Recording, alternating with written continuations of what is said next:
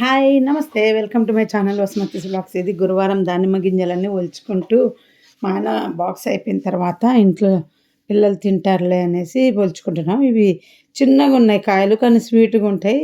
అంటే నాటి అంటారు గదా! అవేమో బాగున్నాయని తెచ్చుకున్నాను. సో, ఇంకా ఒలిచి పెడితేనే తింటారు. లేకపోతే తింటామన్నప్పుడు వెంటనే ఒలవడం మనకు బద్ధకమేస్తది గదా! సో, ఓపిక చేసుకొని కనీసం ఒక అరగంట పట్టిందండి నాకు ఈ దానిమ్మ గింజలన్నీ తీయటానికి. టపర్‌వేర్‌లో పీలర్ ఉందండి. ఆ పీలర్ ఏంటంటే అప్పట్లో చాలా క్రేజ్. దానిమ్మ గింజ ఒలుచుకోవడానికి ఇదే. అది చేస్తూ దాని గురించి గుర్తొచ్చి చెప్తున్నాను. ఏంటంటే అది హ్యాండ్ బ్యాగ్‌లో పెట్టుకుంటే గేమ్ గిఫ్ట్ అనమాట. హ్యాండ్ బ్యాగ్‌లో పెట్టుకొని చాకుతో పని లేదు, గోరుతో పని లేదు. ఒక దానిమ్మ ఉంటే బత్తాయి ఉంటే ఈ రెండిటికి భలే యూజ్ అవుతదని మేము దాని గురించి గూడా అరగంట సేపు ఎక్స్‌ప్లెయిన్ చేసేదాన్ని. కేవలం గేమ్ గిఫ్ట్ ఇస్తుంటే అదేందో పుల్ల అనుకోని పడేస్తారు గదండీ! దాని వాల్యూ చెప్పేవాళ్ళం. అంత చిన్న వస్తువుకి అంత వాల్యూ చెప్పాలి అంటే, ఇంగ ప్రతి వస్తువుని ఎంత ఎక్స్‌ప్లెయిన్ చేస్తే ఎదుటి మనిషి కొంటాడండి.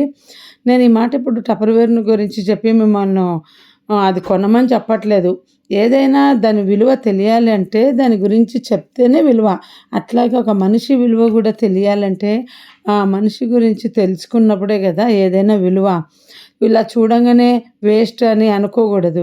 ఆ ఒక్క చిన్నది పీలరు నేనైతే అందరికి ఇచ్చేదాన్నండి. కడుపుతో ఉన్న వాళ్ళకి ముఖ్యంగా మేము రోజు దానిమ్మ రసము తాగేవాళ్ళమనమాట.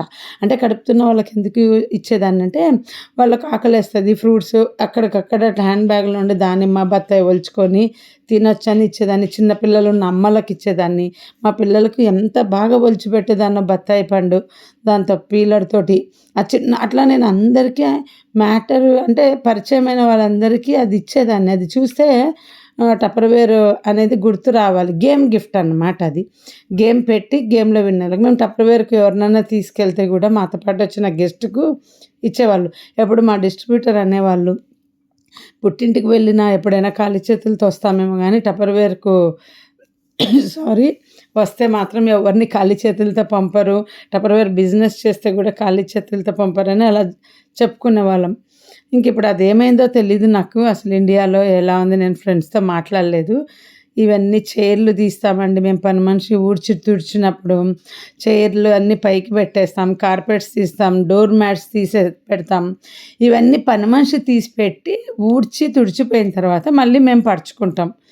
సో, ఇంకా పని మనిషినే పరచమని అన్నామనమాట. అంటే ఇది కూడా మాట్లాడుకుంటాం పనిలో చేరినప్పుడు. ఇవన్నీ అంటే మళ్ళీ ఇట్లా పరుపులు, బెడ్‌షీట్లు ఇదిలిచ్చడం ఇవి గాదు. ఓన్లీ స్టూల్స్ అన్నీ పైన పెట్టాలి. టేబుల్ చైర్లు ఆమె తీసి టేబుల్ మీద మేమే పెడతాం బరువుగా ఉన్నవి. టీపాయ్ మాత్రం పని మనిషి. అట్లా ఏ పనికి ఆ పని చెప్పి చేపించుకుంటాము. ఇంకా మా ఆయనైతే చిత్రాన్నంకు చట్నీ కాంబినేషన్ భలే ఇష్టపడతారు. సో, ఆ రోజు ఇంకా ఇది గురు, శుక్ర 2 రోజులది. ఇందాక పండు ఒలిచినది గురువారంది. ఇది శుక్రవారం. శుక్రవారము చిత్రాన్నం కలిపినాను బ్రేక్‌ఫాస్ట్‌కి పొద్దున. మిగిలిన అంటే ఫ్రెష్‌గా వండినదే.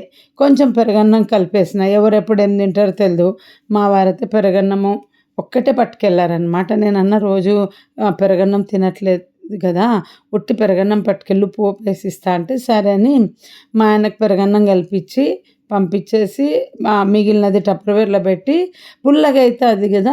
మాకేమో పాలు ఉంటే తింటాం. మా పెద్ద పాపకు పాలు పడకూడదు. డైరెక్ట్‌గా పెరుగే పడాలి పెరుగన్నం అంటే తినే టైంకు.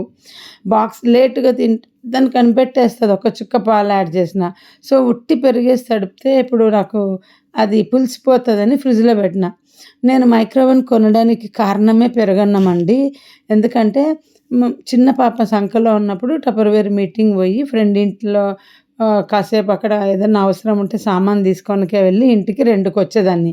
ఒకసారి పాపకు ఆకలేస్తదనేసి అన్నం పెట్టుకుంటా, పెరుగన్నం ఉందా అని అడిగాను. ఉంది అనేసి ఫ్రిడ్జ్‌లో నుండి తీసి 30 సెకండ్స్ ఓవెన్‌లో పెట్టి ఇచ్చింది. అంటే రూమ్ టెంపరేచర్ అయిపోయింది. అప్పుడు నేను షాక్ అయినానండి. పెరుగన్నము మైక్రోవేవ్‌లో అంటే ఫ్రిడ్జ్‌లో నుండి తీసినాక దాన్ని వేడి చెయ్యరు గదా! ఎవ్వరు, అలాగే తినాలి గదా!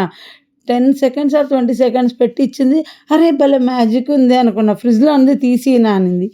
ఎట్లా పెట్టుకోవాలా అనుకున్నా. సరేలే ఇవ్వు, మా పాపకి ఆకలేస్తుంది గదా అని ఇప్పించుకున్నా. రూమ్ టెంపరేచర్ చేసి ఇచ్చిందండి. సో, అప్పటి నుండి నేను గూడా అట్లా ఎప్పుడైనా పులిసిపోతదంటే ఎప్పుడు ఎప్పుడు బయట అంటే ఇట్లా పాలేసి తోడు పెట్టేస్తాను. ఇంకా వెంటనే తింటాం గదా! ఈ రోజుల్లో ఈ మధ్య మా ఇంట్లో ఎప్పుడు ఎవరేం తింటారో తెలీదు. అందుకని పైగా ఈ హైదరాబాద్ వెదర్, బెంగుళూరు వెదర్ లాగా ఉండదిక్కడ. పాడైపోతది. చలికాలమేమో చలికి వేడి చేయాల్సిందే ఫుడ్ బయట పెట్టినా. ఎండాకాలమేమో బయట పెడితే పాడైతది గనుక దాన్ని ఫ్రిడ్జ్‌లో పెట్టుకొని మళ్ళీ తీసి సో, మొత్తం సంవత్సరం అంతా మేము ఎప్పుడు ఫుడ్ వేడి చేసుకొని తింటూనే ఉండాలండి. పొద్దున చేసిన పప్పు రాత్రికి తింటామని గ్యారంటీ ఉండదు. ఎప్పుడో 7కి వండితే. అందుకని వండడం, దాన్లను తప్పకుండా ఫ్రిడ్జ్‌కి ఎక్కించడం, తినడం, ఫ్రిడ్జ్‌కి ఎక్కించడం. ఏ సీజన్ అయినా చెప్పాను గదా! చలికాలంలో బయట పెట్టినా వేడి చేసుకొని తినాల్సిందే. ఎండాకాలంలో ఫ్రిడ్జ్‌లో పెట్టాలి తీసి. సో, మైక్రోవేవ్ కంపల్సరీ ఉండాలి. ఆరోగ్యం అది ఇది అనుకుంటే కష్టము. ఒక వీడియోలో విన్నాను. ఫ్రిడ్జ్‌లో నుండి తీసాక విడిగా గిన్నెలో వేడి చేసే కంటే కూడా మైక్రోవేవ్‌లో మనం చక్కగా వేడి చేసుకోవచ్చని విన్నాను. ఏం ప్రాబ్లమ్ ఉండదు. ఎందుకంటే దాంట్లో ఉన్న వాటర్ మాత్రమే అది హీట్ ఎక్కుతది. ఫుడ్ హీట్ ఎక్కదు అనేసి. సో, అందుకని ఇప్పుడు ఈ మధ్య నేను ఇంక భయపడను. ఎవరన్నా కామెంట్ చేసినా, నాకు ఎవరైనా ఒక మంచిగా వీడియో చెప్పిన వాళ్ళు ఉంటారా, అంటే అర్హత గల వాళ్ళు, ఆ డాక్టర్స్ అయ్యుండొచ్చు, ఎవరో ఒకరు న్యూట్రిషనిస్ట్ అయ్యుండొచ్చు, ఎవరో ఒకరు వీడియోలు వింటాం గదా! నాకు పేర్లు గూడా గుర్తుండవండి. ఊరికే వీడియో వస్తే వింటాను. నాకు నచ్చిందనుకో రీజన్ తెలుసుకుంటే, ఇంక నేను వేరే వాళ్ళు ఎవరన్నా పట్టించుకోను.